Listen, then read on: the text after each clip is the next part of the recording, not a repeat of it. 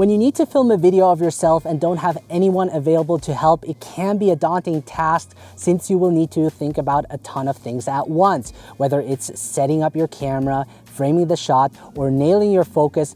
This can take some time. Luckily, there's some key tips and tricks that you can use to make filming yourself much easier and more efficient. iPhones are great for filming yourself because they are portable, easy to use, produce high quality video, and the setup time is much quicker compared to using a larger camera. Now, if you're someone who loves to create videos on their iPhone or share stories about your life, or generally wants to learn how to produce engaging mobile video content, then this tutorial is for you.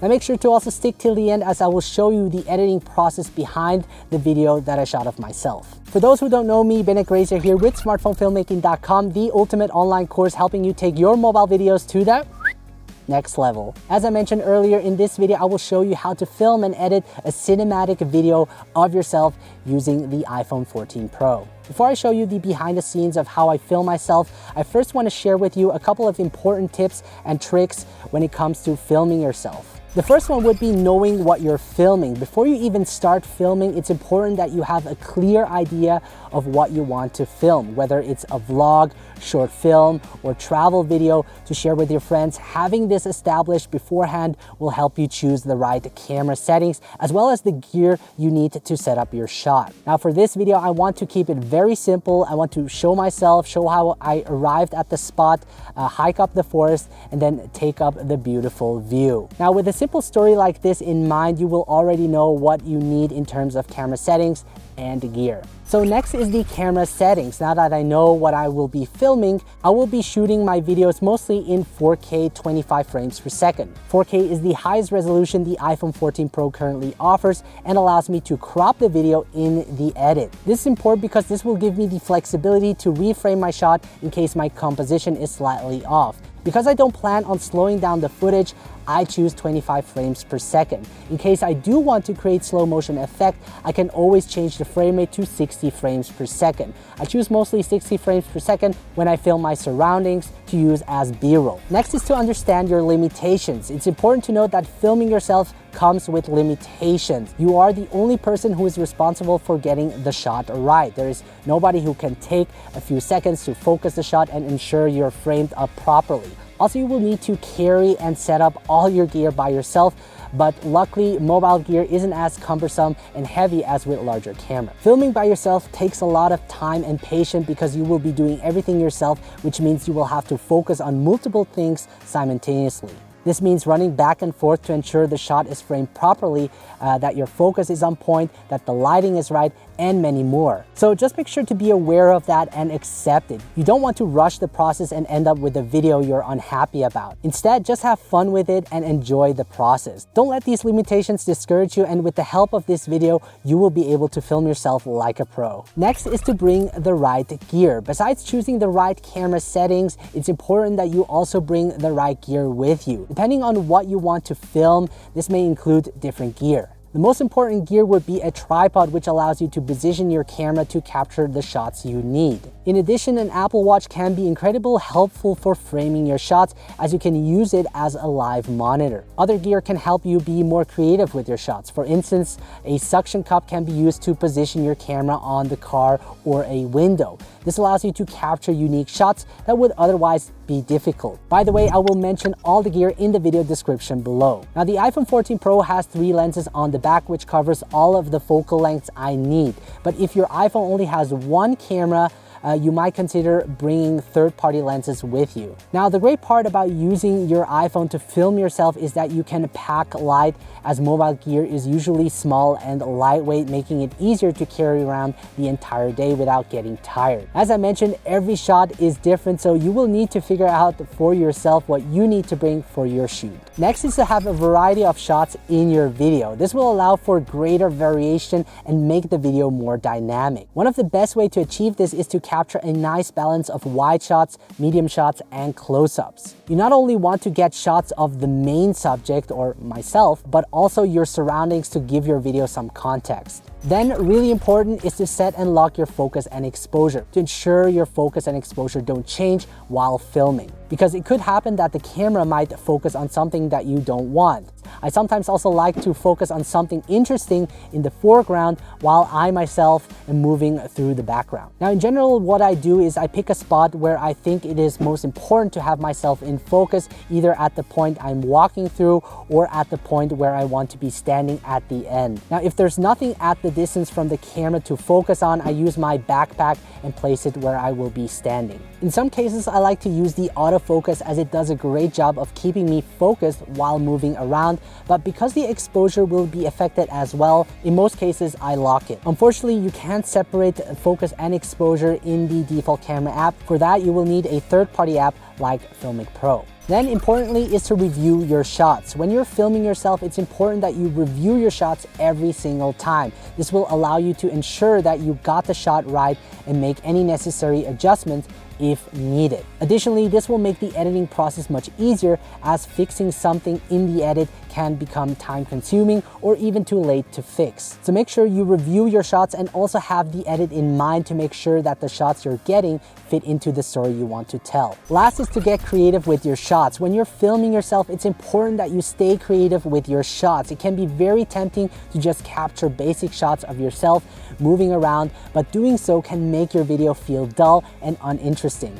Because there's so much to think about when filming yourself, it can be tempting to just rush through and shoot and move on to the next one. But by getting creative with your shots, you will help your video stand out and make the process far more enjoyable for yourself. Now, just because you're filming by yourself doesn't mean you can be lazy. In the end, the audience doesn't really care if you shot it by yourself or had someone help you. All that matters is whether the video was engaging or not. So make sure to take your time, do things creatively, and go the extra mile to get those shots that will make your videos stand out. Now, one way to get creative when filming yourself is to experiment with different perspectives. This can involve using different types of gear, like a suction cup. What I often ask myself is, how could I make that shot look more interesting for the viewer? And then I experiment around and see what works. You'll be surprised on what great results you can get by just experimenting around.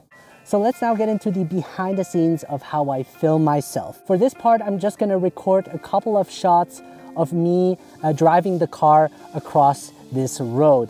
And I place my camera low to the ground. I'll be recording in 4K 25 frames per second. I actually want to use the ultra wide angle lens to have more in the frame. You'll see that I also have the mountains in the background, and I want to set and lock focus on the plant. This will look really nice as the car will be passing by the camera. So after that, I'm gonna start recording, and let's see how it will look like.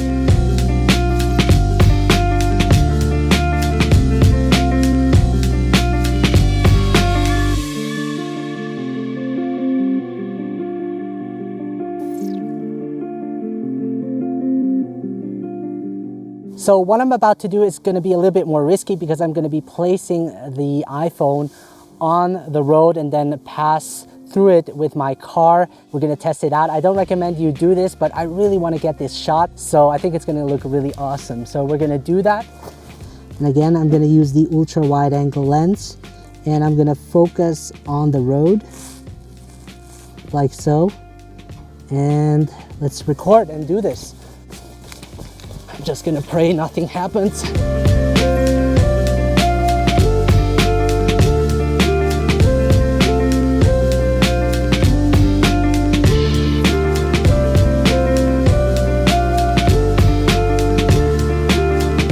All right, I think the shot came out pretty good. Now, if you're wondering what I used for both of these car scenes, is this clamp over here that I got from Ulanzi. This is just the tripod plate that doesn't belong to it, but this is really nice if you want to, angle your camera or get really low to the ground. There's like a 1/4 screw at the bottom. So the next thing I'm gonna do is capture some interior shots of me driving, and I'm gonna use this suction cup, which is from Joby, that allows me to mount this on a window and angle it however I like to. And really, by having different perspectives, you can make your shots look more interesting. Now, before mounting this on the window, I'm gonna make sure the surface is clean, and then I can just press it against the window and just turn this part. Now, the great part about this mount is that it's MagSafe, but because I'm using a case, it won't hold it as well. So I can actually just turn this part and use it with the clamp.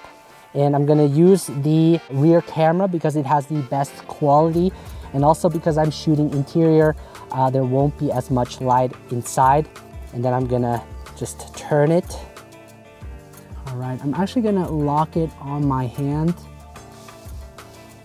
I think this will look really nice. As you can see, we have a nice shallow depth of field. Now, while driving, it might be a little bit shaky, but I can always add post stabilization if I need to. So now that we have that, let's capture that shot.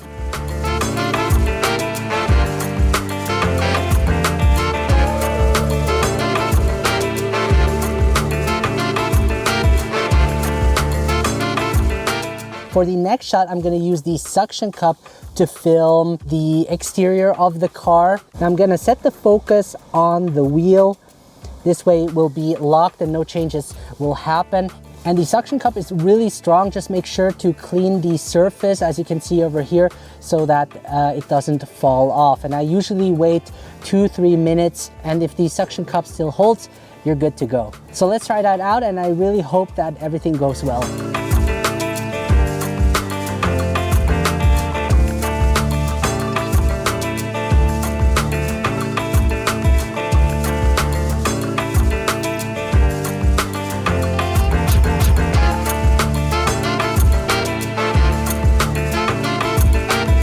So the next thing I'm gonna record is how I arrive at the spot. So I'm gonna drive my car and park right over there. And as you can see, for this, I'm gonna use a tripod, as I can keep it steady and angle it in a way how I like it to. And I already have my shot framed over here. As you can see, I added a little bit of foreground using this tree over here, just to add some depth. And I'm actually gonna set and lock focus on the car. And then I need to make sure that I park exactly at the same spot. Otherwise, the car could be out of focus. So let's do that. I'm gonna start recording.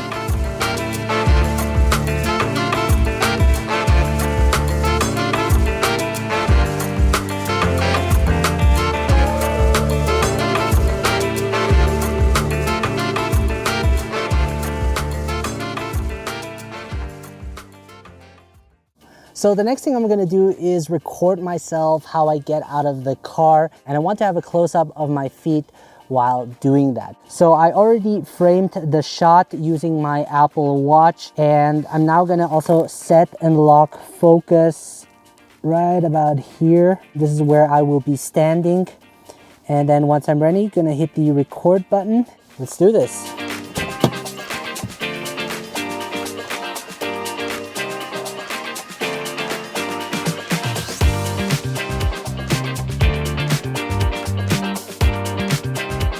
So I'm now gonna create a POV shot using the GorillaPod by Joby. And the way I'm gonna do this is I'm gonna strap this around my neck like so.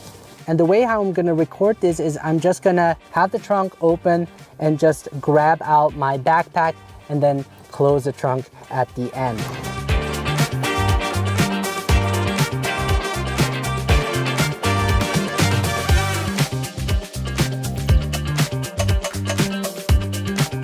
Now another perspective I want to capture is from the inside of the trunk. So I placed my camera using the GorillaPod, and I used my Apple Watch to also frame the shot. And I think this should look really nice. So I'm gonna press the record button, I'm gonna close the trunk, and let's go.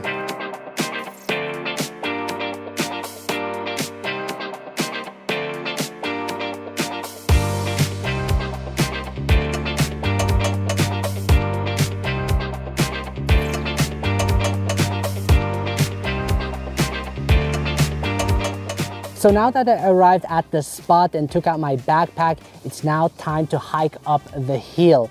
And I've already placed the camera so that you can see the sign that leads to the viewpoint. And I'm using the ultra wide angle lens. And I actually want myself to be out of focus, so I will be focusing on the sign.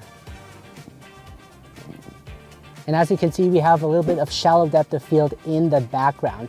So once I have that, I'm gonna press the record button.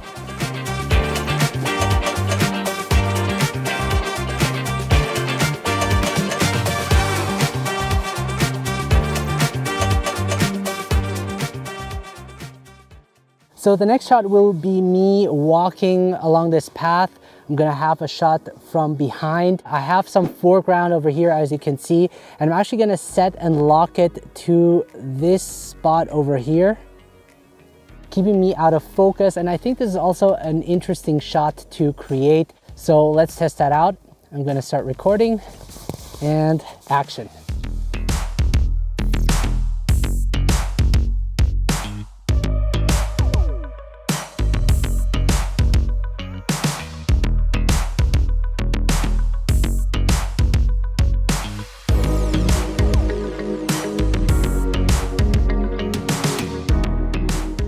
Now we're gonna do something similar, but this time I want to have a shot of me from the front. So I already placed my phone and I'm using the telephoto for this one. And I also placed my camera bag over there so that I can set my focus and exposure on my bag. I'm gonna start recording.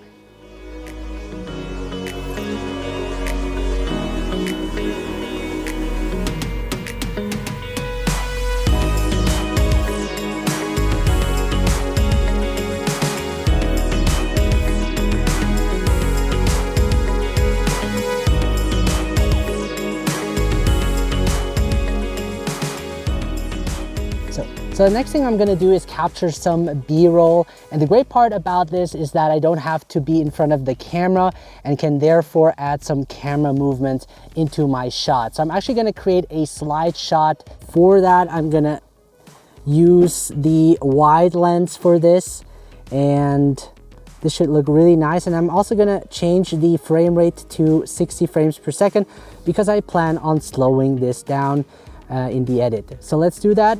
I'm gonna set and lock focus and go.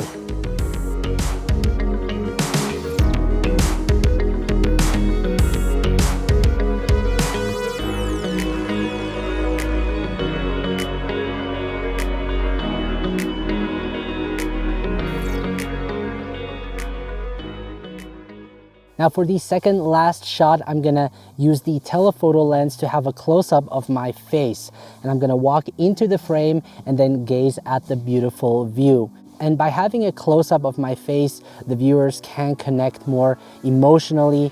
And this way I also have a variety of shots because the last one will be an ultra wide angle shot. Again, I already framed my shot using the Apple Watch. I'm actually gonna leave the focus on auto. This way it can focus on my face when I get into the frame. Okay, and then I'm gonna stand around here. This should be good. So I'm gonna take one step back and action.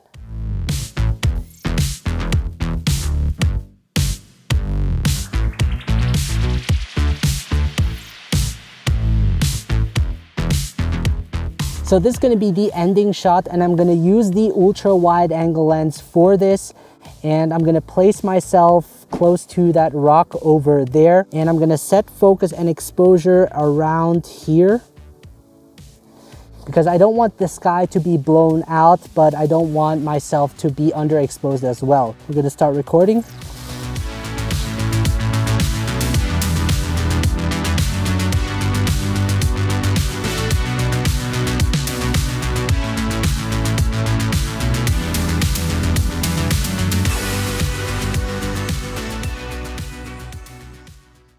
So we're now back at home, and I'm now gonna show you how I edit those clips together. And I'm gonna use Final Cut Pro for that, since that is my main editing software. But you can also use an editing app like LumaFusion or InShot if you prefer to edit on your phone, but I prefer editing on a desktop or laptop since I'm much quicker. And also Final Cut Pro gives me more advanced editing options. Now I actually already edited the video, and I'm gonna play it back for you with the timeline so that you can see how it would look like.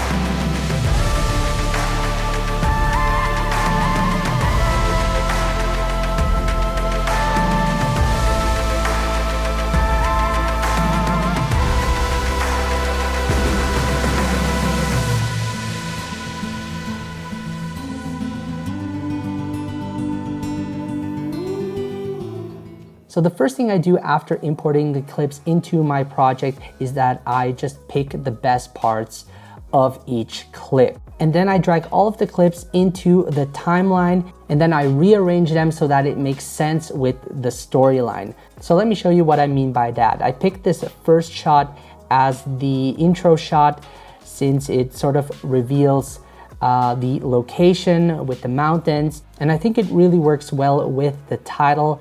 And for the second shot, I picked more of a close-up of me steering the wheel inside the car. And for the third shot, I picked this wide shot of me driving over the camera. Then you can also see sort of a medium shot just of the wheel. So again, we have a lot of different perspective, which makes it also interesting to watch. You don't always want to have the same perspective. You want to make sure to get a variety of shots. And then you have a shot of me arriving at the location. And then we're switching to a close-up shot of me getting out of the car, me opening up the trunk, more of a medium shot, and then a POV shot of me grabbing the backpack. And then I picked the same shot again, just me closing the trunk. And then we have some B-roll of the location just to show the environment and give some more context. And then we have a wide shot of the sign and then me walking up that hill. And then we have a sort of medium shot of me walking upwards, and then another medium shot from above. And last, when I arrive at the spot, a nice close-up of my face, which allows the viewers to connect emotionally. And then finally, we have a wide shot of me looking at the beautiful view, revealing the entire location. So the next thing I did is I actually picked out the music as well as sound effects, and for that I use Artlist, which I think is one of the best places to find original high quality music. And if you sign up using the link in my description, you can get 2 months additionally for free. So I actually trimmed the music into 2 parts. I took the beginning of the music and then took sort of the ending of the music and overlaid it. So this is how it sounds like.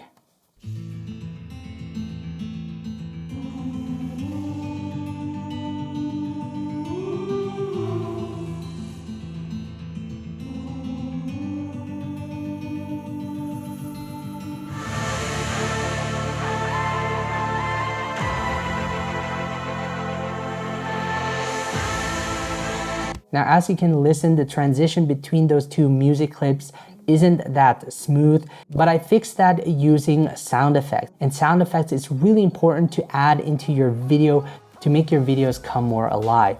And by the way, I also captured sound using the internal mic. This will make the editing process for you much quicker. Otherwise, you will need to find all of those sounds like footsteps, wind noise, car passing by and all of that. So let me play back the video with just the sound effects enabled.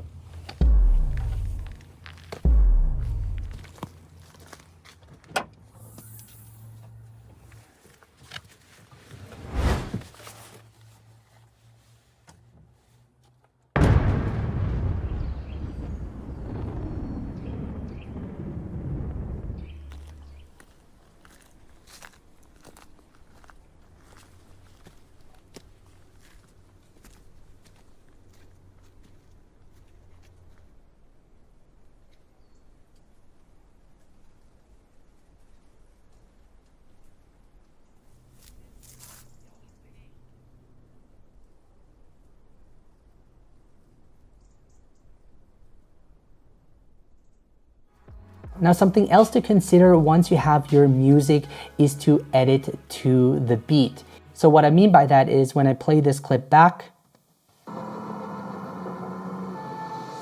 there's a cut over there.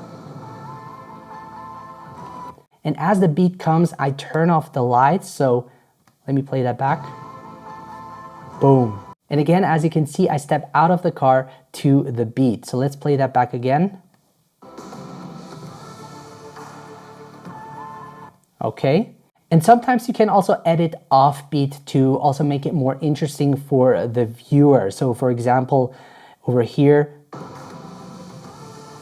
see, people would expect that I would cut on that beat, but since I didn't do that, it sort of keeps the interest of the viewer. So the next thing I did is I added a title to my video, and the title I'm using is from Motion VFX called M-Title Cinematic. Motion VFX creates some of the best plugins in the world. I will leave a link in the video description below if you're interested. And using a professional title plugin like this one just makes your video look more cinematic. And the great part is that it comes with all different kinds of title animations once you have it. So I highly suggest you take a look, as I use them for most of my videos, especially travel videos that I create.